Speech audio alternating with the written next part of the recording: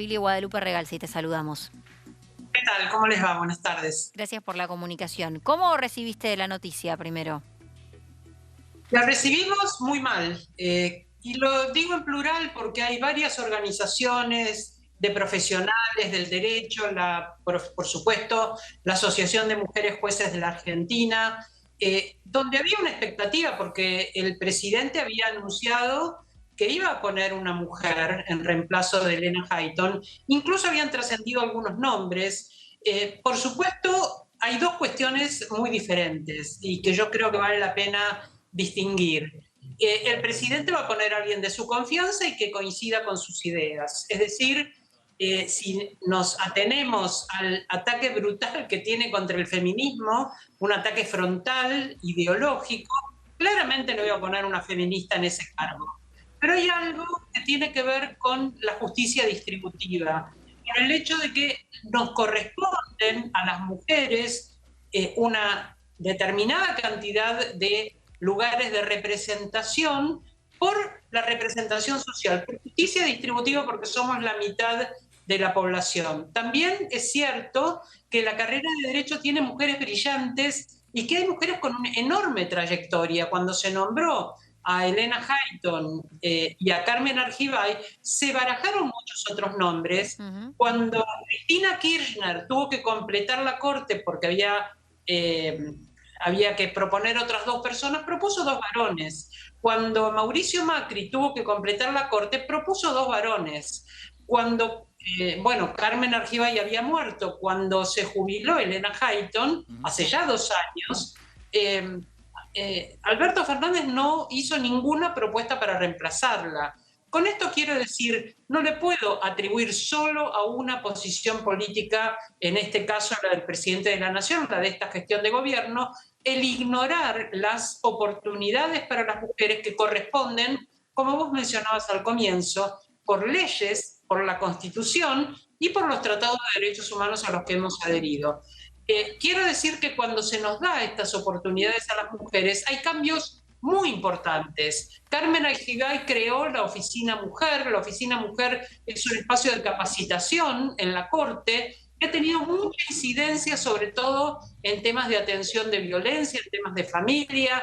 Y Elena Hayton creó la Oficina de Violencia Doméstica, la OVD, que atiende todos los días del año, las 24 horas, y que es un lugar donde permanentemente hay atención integral porque son equipos interdisciplinarios.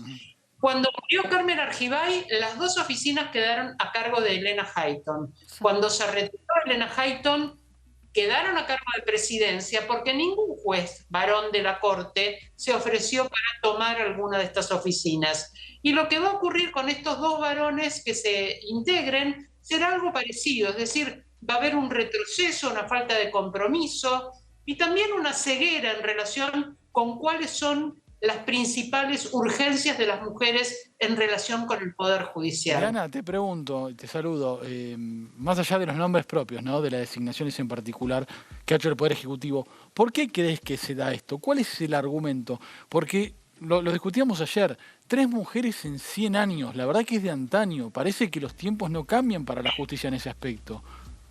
Una de ellas fue en dictadura. El primer caso de una mujer en la Corte ni siquiera fue en un gobierno democrático. Claro. El caso de Carmen Argibay y de Elena Hayton era importante porque explícitamente se habló de una voluntad de hacer una corte equitativa en términos de género. Explícitamente se dijo esto. Y yo estoy atendiendo a otra cosa que tiene que ver con la democratización de la corte, porque la cuestión de la paridad de género es un asunto de democratización. Y es qué va a pasar dentro de ese decreto 222 que establecía una audiencia pública antes de la elección, Sí. de manera que hubiera posibilidades de participación ciudadana para hacer las objeciones o hacer el apoyo que mereciera cada candidato.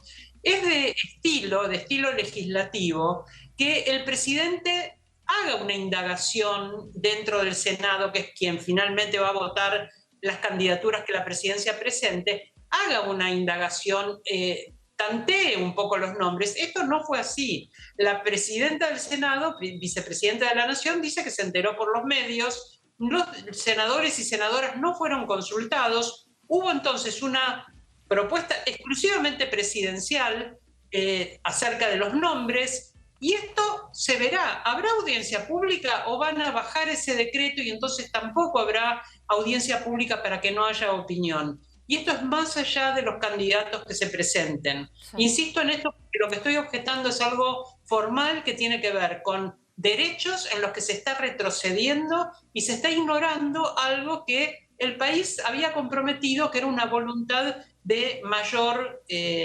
acceso a los derechos en el caso de las mujeres, tanto con CEDAW como con Belém do Pará. Justamente estos dos tratados internacionales, uno de Naciones Unidas y otro de la Organización Americana de los Derechos Humanos, estos dos tratados promueven igualdad y promueven una particular atención al tema de la violencia de género. Y bueno, tenemos un presidente que ha negado que hubiera violencia de género, ha negado brechas de género. A ese negacionismo le corresponde ahora el vulnerar ese derecho de manera directa.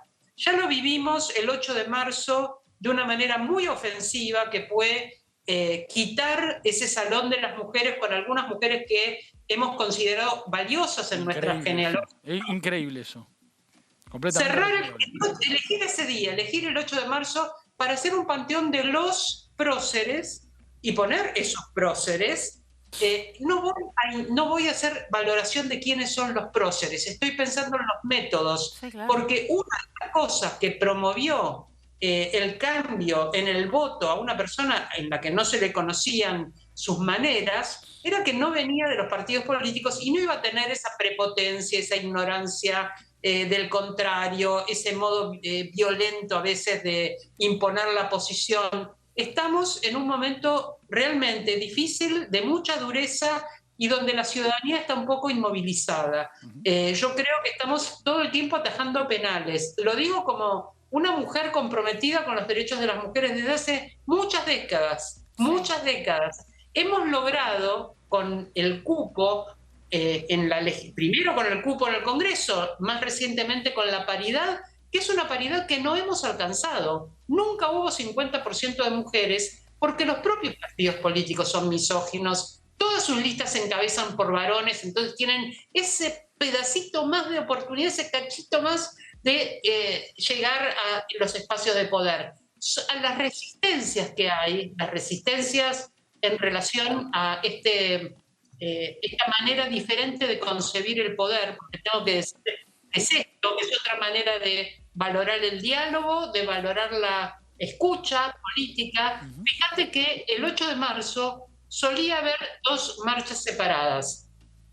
Este 8 de marzo hubo asambleas muy participativas del movimiento de mujeres y en esas asambleas se decidió que la marcha iba a ser una sola. Que había que deponer esas diferencias para pensar, para privilegiar que hay una crisis que abarca a todo el movimiento de mujeres. En cambio, el 24 de marzo va a haber marchas separadas. No se ha logrado esa unidad. Y yo creo que es por la diferencia en los modos de poder, en los modos de ejercicio, de imposición de las propias voluntades, en las historias institucionales, por supuesto, pero también tenemos historia, 40 años de democracia en el movimiento de mujeres. Es una gran lectura. Diana, un placer poder dialogar con vos. Gracias. Gracias por este intercambio. Hasta pronto. Hasta luego.